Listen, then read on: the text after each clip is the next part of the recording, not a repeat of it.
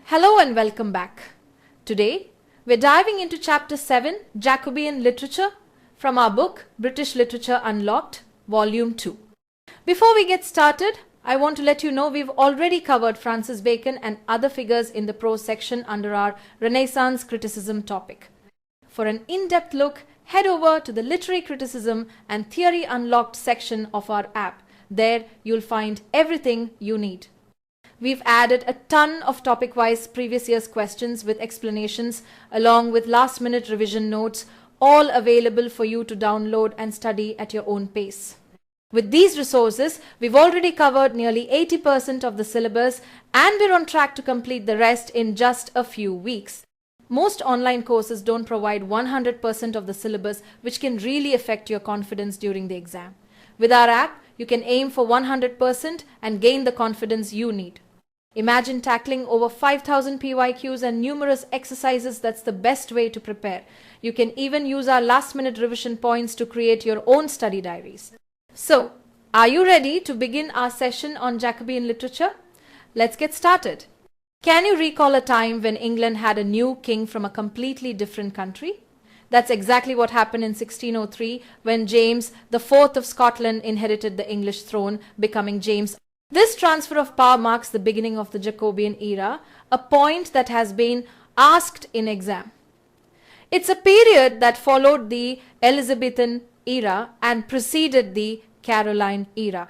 Now here's something you probably didn't expect. A major event that defined this era was a conspiracy. Can you recall what happened on November 5, 1605? That was the Gunpowder Plot, which has been asked in exam. This was a failed attempt to assassinate King James I and blow up the Houses of Parliament. It was led by Guy Fawkes, a key detail that's been asked in exam. The plotters wanted a change in the regime because of religious persecution. Luckily, the plot was exposed and the conspirators were severely punished. Let's decode this. The Jacobean era was a darker and more complex time for literature. While Shakespeare's greatest tragedies were written during this period, writers like John Webster explored the problem of evil in their dramas. The comedies were dominated by the witty and acidic satire of Ben Jonson and the brilliant works of Beaumont and Fletcher. It was also the era of the metaphysical poets like John Donne, who brought a new level of intellectual complexity to their work. Hold that thought, because the most monumental prose achievement of the era was the publication of the King James Bible in 1611, a monumental work that has been asked in exam. You'll love this part. Another key literary achievement was George Chapman's completion of his translations of Homer's Iliad and Odyssey in 1617, a fact that has also been asked in exam. The era came to an end with a severe economic depression and a serious outbreak of the bubonic plague in London in 1625. Can you recall the characteristics of plays from King James I's reign? The drama of this era took a dark turn, focusing on moral corruption and revenge. Jacobean tragedies were full of violence and a pessimistic view of life. This is a time when playwrights weren't afraid to show violent acts like cutting off fingers or gouging out eyes on stage. Ben Jonson, for his part, led a shift in comedies toward a much harsher satire. We see these themes in the works of John Webster. His play, The White Devil, is full of brilliant yet violent characters, a point that has been asked in exam. We also have his famous The Duchess of Malfi, which features characters who pursue their ambition through terrible crimes, a key detail that's been asked in exam. Hold that thought, because another great example is Middleton and Rowley's The Changeling, which is considered a model of Jacobean drama, a fact that has been asked in exam. Shakespeare himself embraced these Jacobean themes, intensifying the violent undertones in his later plays. The best example of a Jacobean villain is Iago from Othello. You love this part. Jacobean villains were intelligent, manipulative, and relentlessly ambitious, and Iago perfectly embodies this as he manipulates Othello into committing extreme violence against his wife. Similarly, Regan's cruel act of gouging out Gloucester's eyes in King Lear epitomizes the era's violent dramatizations. And here's something you probably didn't expect. Jacobean theatre also included elegant musical dramas called masques. The finest example of a Jacobean masque is none other than Shakespeare's final play, The Tempest. Let's dive into one of the most popular and dramatic genres of the Elizabethan and Jacobean eras, the revenge tragedy. Can you recall what this genre is all about? It's a type of play that focuses on the act of revenge and its often fatal and bloody consequences. The genre was formally established by a scholar named Ashley H. Thorndike in 1902, a point that's been asked in exam. But its origins can be traced back much earlier. The play that's considered the founder of the genre is Thomas Kyd's The Spanish Tragedy, a key fact that has been asked in exam.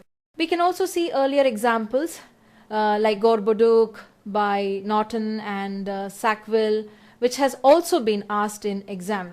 Now, let's talk about the most famous example of them all, Shakespeare's Hamlet. It's the quintessential revenge tragedy, but it's not the only one. Other notable examples include John Marston's Antonio's Revenge, where a ghost urges the main character to seek vengeance.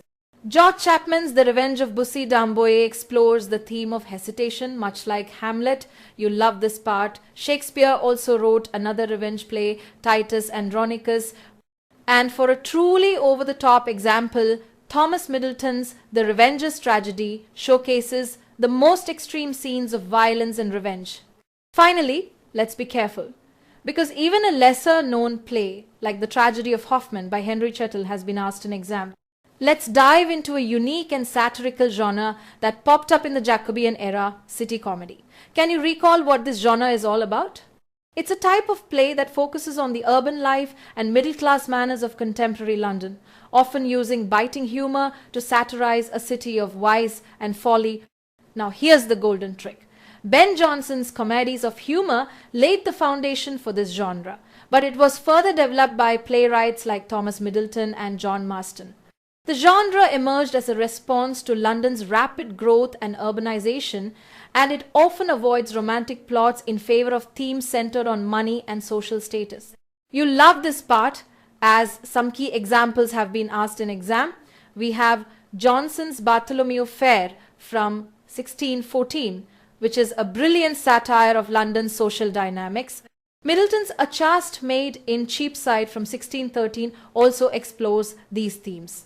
Hold that thought, because two other notable examples are Jonson's Epicene and Middleton's A Trick to Catch the Old One, a key point that's been asked in exam. Even Shakespeare's Merry Wives of Windsor touches on elements of this genre. Let's decode this. The city comedy was so distinct that some playwrights even played with its conventions.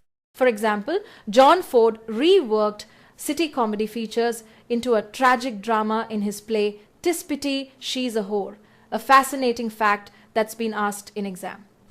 This genre is a great way to understand the social and economic changes happening in London during the Jacobean period. Now, let's talk about a fascinating genre that blends the best of two worlds, tragicomedy. Can you recall what this genre is all about? It's a type of play that mixes both tragic and comic elements, and the most important rule is that even though the story is serious, it always has a happy ending. The genre was defined during the Renaissance by a writer named Battista Gorini. Tragicomedy includes elements of compassion and serious themes, but it avoids the finality of a tragic conclusion. Instead of just focusing on noble characters, it features low-born characters, laughter, and jests. The genre became incredibly popular in England because it broke away from the strict genre rules of neoclassicism. Now, here's the golden trick. A notable example is John Fletcher's The Faithful Shepherdess, a play that has been asked in exam. And Shakespeare himself gave us some of the most famous examples of tragicomedy. Think about The Merchant of Venice, which has a serious, tragic plot but a happy ending. His later romances, like The Winter's Tale and The Tempest, are also key examples of tragicomedy, blending magic, suffering, and ultimate reconciliation. Let's talk about a fascinating form of entertainment from the 16th and 17th centuries, the masque. Can you recall what these were? They were lavish courtly entertainments full of music, dancing, singing, and incredibly elaborate stage design. Masques were often performed by the courtiers themselves, including the Queen Anne of Denmark. But a key part of the show was something that came before it, the Antimasque. Now here's the golden trick.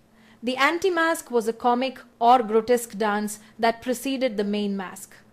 The great playwright Ben Jonson conceived it as a spectacle of disorder, a point that's been asked in exam.